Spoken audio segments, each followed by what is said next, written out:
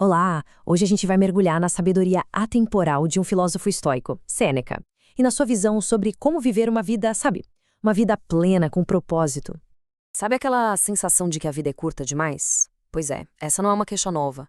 Muita gente, desde, sei lá, pessoas comuns até os maiores pensadores, como o próprio Aristóteles, já se lamentavam disso. É quase que uma queixa universal, né? Só que aí vem Sêneca e pá, joga um balde de água fria nessa ideia. Ele diz o seguinte: o problema não é que a gente tem pouco tempo. O problema é que a gente desperdiça muito dele. É uma virada de chave, né? Ele vira essa lógica de cabeça para baixo. Então, vamos lá. O primeiro grande ponto do Sêneca é que a gente vive numa espécie de ilusão sobre o tempo. É como se a gente estivesse enganado sobre a natureza do nosso próprio tempo. Olha que mudança de perspectiva radical.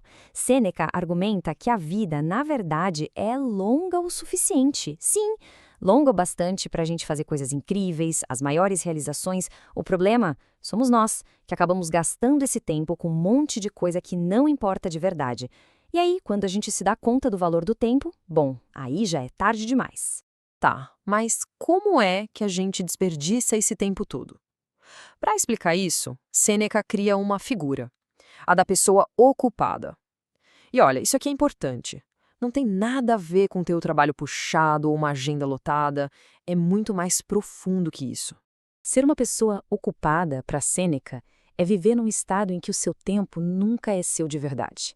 É estar sempre correndo atrás de coisas triviais, resolvendo o problema dos outros, se preocupando com o que pensam, mas nunca, nunca vivendo para si. É uma vida de aparências. E Sêneca chega a listar quem são os grandes ladrões do nosso tempo. Pensa neles como vilões que roubam a nossa vida pedacinho por pedacinho. A ganância que nunca se satisfaz, a ambição que te deixa exausto, aquelas tarefas que a gente faz no automático sem saber por quê, a adulação social, os vícios, tudo isso vai minando o nosso tempo e, no fim, o que sobra? Só uma casca vazia. E se alguém duvida disso, Sêneca dá um exemplo. E que exemplo!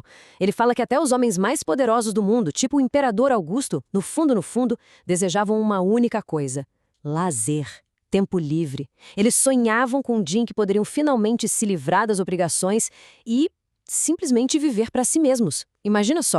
Isso nos leva a um ponto, nossa, super importante. Se o tempo é a própria matéria da vida, como é que a gente deveria tratar ele?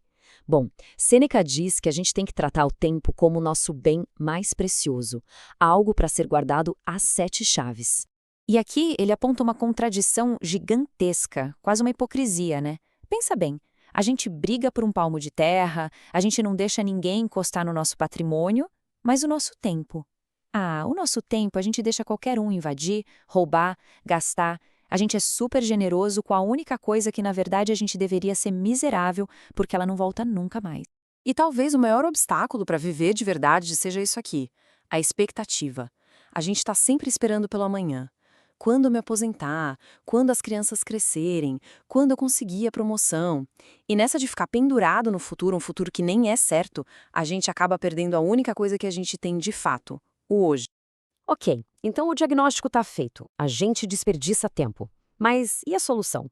Como é que você começa a viver de verdade, segundo Sêneca? A resposta dele é fascinante e tem a ver com olhar para o tempo de um jeito completamente novo. Para ele, a vida tem 3 partes: o passado, o presente e o futuro.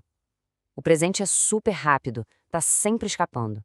O futuro é uma incógnita total. E o passado? O passado é a única parte que é nossa, de verdade. É sagrado.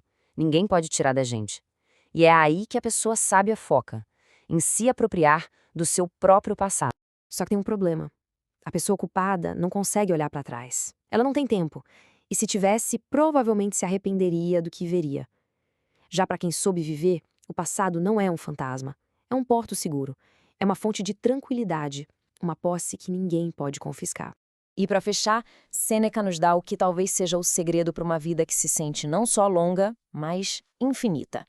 E a chave para isso, olha só, não é nada do que a gente costuma pensar. Ele diz que só as pessoas que dedicam tempo à filosofia é que estão verdadeiramente de lazer. E lazer aqui não é ficar de pernas pro ar, não. É usar o tempo para buscar sabedoria. É nesse momento que a vida realmente se expande, ganha outra dimensão. É uma ideia linda, na verdade. O filósofo, ao estudar, é como se ele anexasse todas as eras à sua própria vida. Ele passa a ser amigo dos grandes pensadores da história. Ele pode conversar com Sócrates, aprender com Epicuro. Ele transforma sua vida, que é curta e passageira, numa experiência que é eterna, compartilhada com as mentes mais brilhantes que já pisaram na Terra. No fim das contas, a grande lição de Sêneca não é sobre como arrumar mais tempo.